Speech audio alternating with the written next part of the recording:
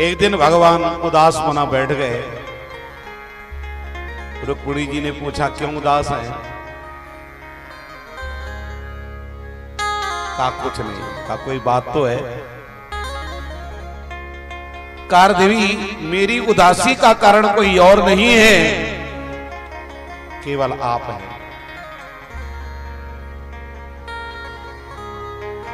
हमारा विवाह होना था शिशुपाल से और तुमने कर लिया नंदलाल से, ठीक नहीं। शिशुपाल की जाति का पता, मेरी जाति का पता नहीं। शिशुपाल राजा है, मैं राजा भी नहीं हूं। शिशुपाल बल से युक्त है और मैं भय के मारे रहता हूं समुद्र में। शिशुपाल के गुण अच्छे, मेरे गुण अच्छे नहीं। कोई कहता है माखन चोर है, कोई कहता है चीर चोर है।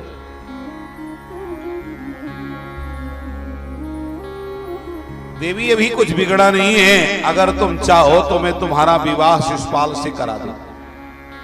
ये कब विवाह कराने जा रहे हैं? जब 10 बेटे के बाप बन गए।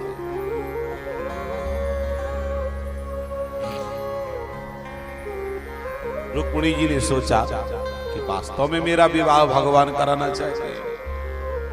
मूर्छित होकर के गिर पड़ी। और जब श्री रुक्मिणी जी मूर्छित होकर के गिरी तो भगवान ने दोनों हाथों से उठाया और उठा करके एक हाथ से जल का छींटा दिया, एक हाथ से पंखा जला। जब चेतना आई, भगवान ने कहा तुम दुखी हो गई, हम तो सोचे थे नाराज हो गए। देखो देवी, हम गृहस्थाश्रम में रहते हैं, पति पत्नी में परस्पर में हास्य विनोद होते रहना चाहिए। ये नहीं कि पति पत्नी में जब देखे तब झगड़ा ही मचा रहे। इंकलाब जिंदाबाद, मेरी मांगे पूर्ण करो, नारा ही लगता रहे। रुक्मिणी जी ने कहा सरकार में प्रकृति की नारी और आप अपराकृत पुरुष हो, मैं आपकी बराबरी में कहा। आप कह रहे मेरी जाति का पता नहीं है, बिल्कुल सत्य है। आप अजन्मा हैं। जिस जाति का भक्त आपको पुकार देता है आप उसी जाति के हो जाते हैं। आप उसी जाति के हैं।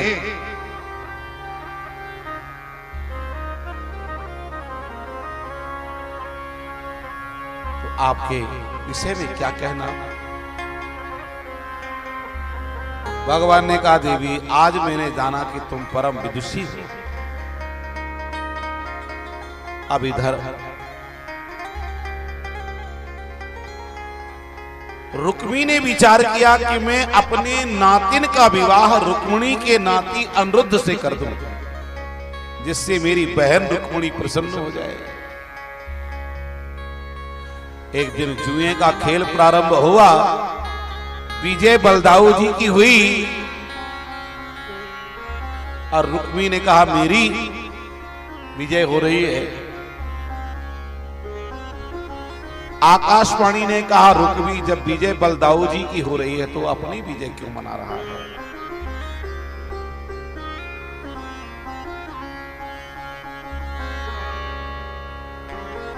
अपनी विजय क्यों मना रहा है? बलदाऊ जी ने कहा सुना आकाशवाणी ने क्या कहा है? रुक्मी तो गाली देने लग गया। नैवाक्ष कोविदायूयम गोपालावन गोचरा। अरे राजाओं के खेल को जानते हो, गाय भैंस चराने वाले। बलदाऊ जी ने कहा अच्छा हम गाय भैंस चराने वाले, तुम राजाधिराज। बलदाऊ जी ने हल से उसकी गर्दन को खींचा और उठाया मूसल, एक मूसल धम्म से दिया। रुक्मी गोविंदाय नमो नमः। समाप्त। रुक्मी के समाप्त होते ही दोनों पक्षों के लोग पहुंच गए। एक ने कहा सरकार बलदाऊ जी ने आपके साले को मार दिया, आपको पता चला? भगवान कुछ नहीं बोले। सरकार आपका देशी रुक भी मारा गया, ये पता चला? भगवान कुछ नहीं बोले।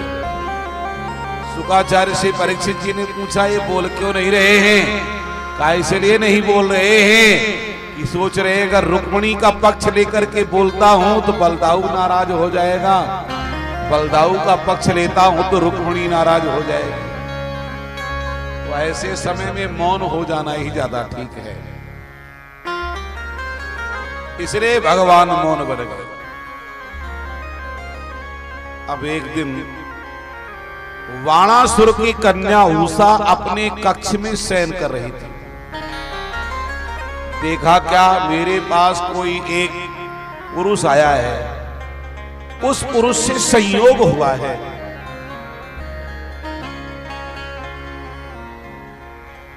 संयोग हुआ है।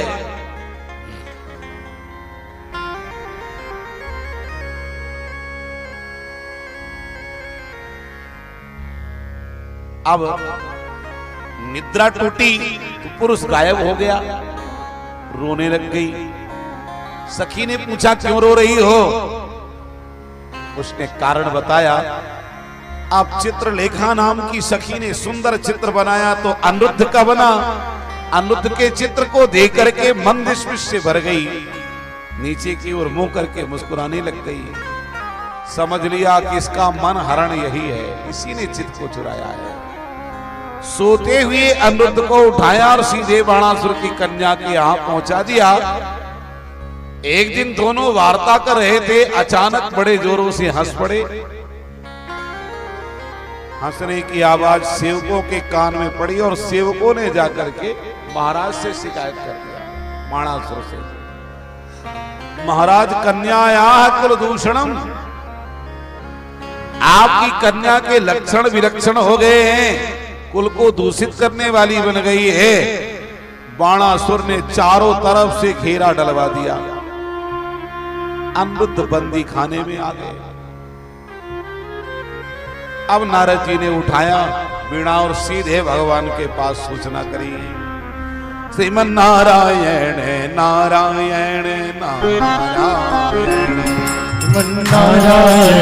नारायण नारायण श्रीमन नारायण नारायण नारायण श्रीमन नारायण नारायण नारायण बद्री नारायण नारायण नारायण बद्री नारायण नारायण नारायण केशव नारायण नारायण नारायण केशव नारायण नारायण नारायण श्रीमन नारायण नारायण नारायण श्रीमन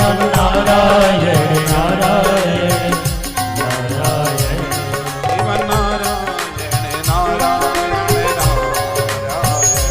श्रीमन नारायण नारायण नारायण नारायण नारायण नारायण। देवर्षि नारद जी महाराज पहुंच गए भगवान के पास। भगवान ने कहा सरकार परिवार बहुत बड़ा हो गया। कहां पर परिवार तो बड़ा है, का ख्याल भी है, कहा हमें तो पूरे परिवार का पता नहीं। कहा आजकल आपके नाती अनिरुद्ध बाणासुर के बंदी खाने की हवा खा रहे हैं। भगवान ने सुनते ही नारायणी सेना सजाई, सीधे पहुंच गए बाणासुर से युद्ध करने के लिए। मार्ग में भोले बाबा मिल गए, बड़ी रोचक कथा है। भोले बाबा मिल गए। भोले बाबा ने पूछा जय जय कहां? कहा मैं जा रहा हूं बाणासुर से युद्ध करने के लिए। आप कहां? कहा मैं आजकल बाणासुर के यहां पहरेदारी का काम कर रहा हूं। ये पहरेदारी का काम कब से प्रारंभ किया है? कहा एक बार मेरे नाती ने एक बार मेरे चेला ने अपने सहस्त्र भुजाओं के द्वारा मदंग वदन किया था। क्या कर रहे हो यार? बंद कर दे। एक बार मेरे चेला ने सहस्त्र वादन किया था, मदन वादन किया था सहस्त्र भुजाओं से। मैंने तांडव नृत्य किया।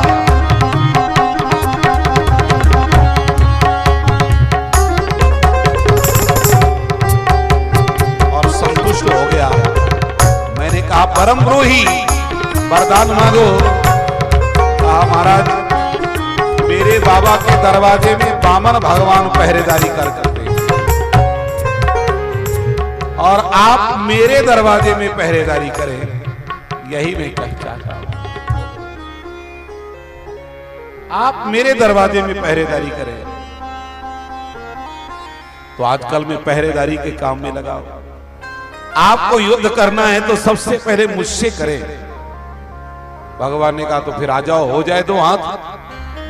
भोले बाबा और भगवान नारायण दोनों का, भगवान श्री कृष्ण का सुंदर युद्ध प्रारंभ हो गया। भोले बाबा ने भी जुझारू बाजे बजवा दिए। जांच मजीरा ढोलक बाजे आवाजे मृदंग, मजीरा ढोलक बाजे आवाजे मृदंग, बोला बम बम बम, बोला बम बम